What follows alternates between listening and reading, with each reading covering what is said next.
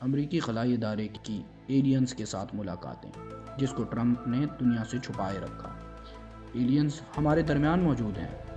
ناظرین، یہ دعوے ہم نہیں بلکہ اسرائیلی خلائی سیکیورٹی کے سابق سربراہ حائم ایشد کے ہیں۔ کیا ایلینز جیسی کوئی مخلوق واقعی ہمارے درمیان موجود ہے؟ یہ تمام باتوں کے جواب کے لیے ہماری ویڈیو کو آخر تک دیکھیں۔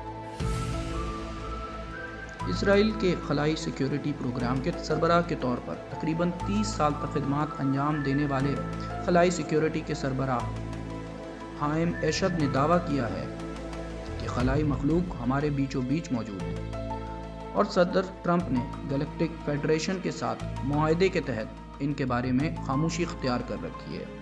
اسرائیل کے خلائی سیکیورٹی چیف کے مطابق امریکی صدر کے سب سے بڑے راز کا تعلق شاید فلکیات سے ہے، یعنی خلائی مخلوق کے وجود کے بارے میں۔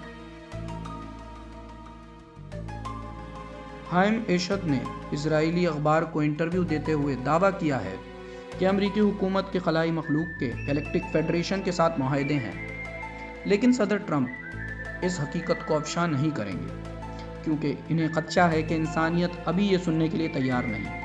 یروشلم پوسٹ نے ایشد کے ایک بیان کا حوالہ دیتے ہوئے بتایا ہے کہ بظاہر یہ معاملہ خلائی مخلوق کو کائنات کے تانے بانے کی تحقیق اور اسے سمجھنے کی اجازت دینے کے لیے کیا گیا ہے۔ عبرانی زبان میں شائع ہونے والے اس انٹرویو میں ایشد نے اپنی نئی کتاب the universe beyond the horizon by professor ہیم ایشد کے بارے میں بات کی ہے، جس میں ان کا دعویٰ ہے کہ کائنات کے تمام علاقوں سے تعلق رکھنے والی خلائی مخلوق پہلے سے ہمارے درمیان موجود ہیں۔ امریکی حکومت اور خلائی فیڈریشن کے مابین تعاون کے معاہدے میں مریخ میں موجود قائم ایک بیس بھی شامل تھا، جہاں امریکی خلا بازوں اور خلائی مخلوق کے نمائندوں کے درمیان ملاقاتیں ہوتی ہیں۔ ایشد نے اسرائیلی اخبار کو بتایا کہ انہوں نے اب اس معلومات کو ظاہر کرنے کا انتخاب اس وجہ سے کیا ہے کیونکہ ان کے مطابق تعلیمی منظرنامہ تبدیل ہو چکا ہے، اس لیے بھی کیونکہ انہیں اس شعبے میں خاصا احترام حاصل ہے۔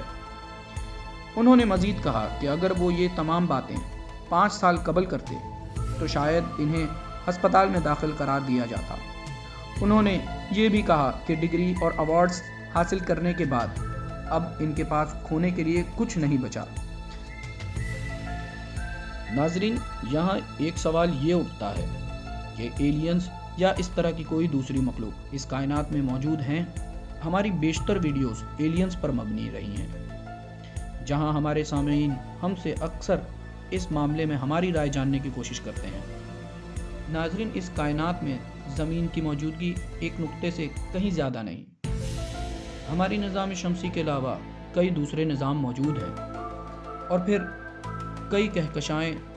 تو یہاں یہ سوال پیدا ہوتا ہے کہ کیا اتنے بڑے نظام میں زمین ہی وہ واحد جگہ ہے جہاں زندگی موجود ہے؟ اور اگر ایلینز اس نظام میں کہیں موجود بھی ہیں تو کیا وہ انسان سے زیادہ ٹیکنالوجی اور علم میں ہم سے آگے ہیں؟ جبکہ بحیثیت مسلمان ہمارے مذہب میں انسان کو ہی اشرف المخلوقات قرار دیا گیا ہے۔ تو یہاں ہم اپنے ناظرین کو یہ باور کراتے چلیں کہ ایلینز کے بارے میں یہ دعویٰ کیا جاتا ہے کہ ایلینز انسان سے پہلے سے اس کائنات میں موجود ہیں،